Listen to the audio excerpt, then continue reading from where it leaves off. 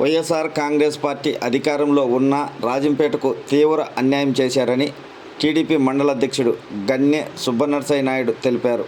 అన్నమయ్య జిల్లా రాజంపేటలో ఆయన మీడియాతో మాట్లాడుతూ వైసీపీ అధికారంలో ఉన్న జిల్లా కేంద్రం తరలించడంలో ప్రజాప్రతినిధులు కీలక పాత్ర పోషించారు.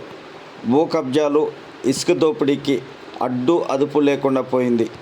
మెడికల్ కాలేజీ తీసుకురావడంలో వైఫల్యం చెందారని, రాబోయే ఎన్నికల్లో టీడీపీ ఎమ్మెల్యే అభ్యర్థి సుగవాసి సుబ్రహ్మణ్యంను గెలిపించాలని సుబ్బనర్సయ్య నాయుడు ప్రజలను కోరారు.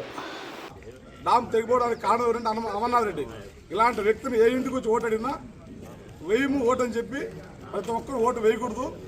పొరపాటు వైఎస్ఆర్సీపీకి ఓటేస్తే మన జీవితాన్ని మనమే కాల్చుకుంటూ అవుతుంది. ప్రతి ఒక్కరు గమనించి తెలుగుదేశాన్ని అఖండ మెజార్టీతో గెలిపించి మన అభివృద్ధికి పాటుపడాల్సిందిగా కోరుకుంటున్నాం.